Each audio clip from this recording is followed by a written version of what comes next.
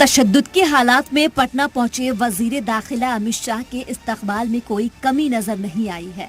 इस दौरान एयरपोर्ट में बीजेपी लीडरान भी भारी भीड़ नजर आई है, जिसके बाद शाह ने लोकसभा इंतखाब 2024 की तैयारी को लेकर पार्टी के लीडरान के साथ मीटिंग की। आज कई तकरीबात में शामिल होते हुए अमित शाह नवादा जिले के हिसुआ जाएंगे, जहां वो एक रैली में शामिल होंगे, जबकि सासाराम में हालात की वजह से वहां की रैली रद्द कर दी गई है, जिसे लेकर बीजेपी रियासत के कानून इंतजाम पर सवाल उठाने लगी है। कारण हिंदुओं को सासाराम में और नालंदा में वो कह रहे हैं कौन देखेंगे। अरे देखेंगे क्या, आपकी हिम्मत होगी, आपके राज्य में क्यों नहीं होगा।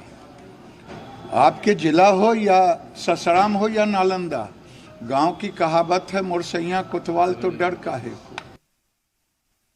मुझे बड़े हंसी आता है गिरिराज सिंह जी के और सम्राट चौधरी जी के वक्तव्य को।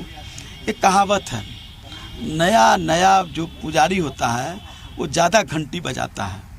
तो वही है कि नए लोग जो हैं अभी बने हैं, तो ये अपना ज़्यादा घंटी बजा करके अपनी तरफ आकर्षित करें कि मैं ही सबसे बड़ा पुजारी हूँ।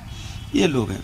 जहाँ तक सुरक्षा का व्यवस्था का बात है, गृह मंत्री हैं, वो तो ताकतवर हैं, सबसे बड़े ताकतवर हैं, तो उनको सुरक्षा की चिंता हो जाए, इससे बड़ा हंसी का पात्र कोई दूसरा नहीं हो सकता।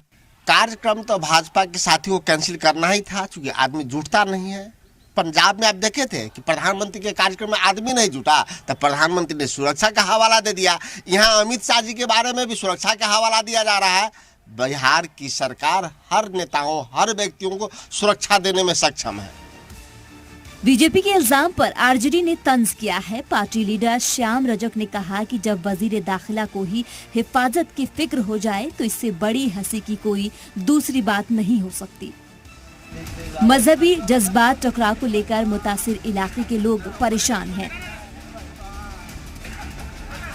जबकि सियासतदान अपने सियासी मफाद और अपने आने वाले इंतखाबात की तैयारी में जुट गए हैं। ब्यूरो रिपोर्ट, जी मीडिया।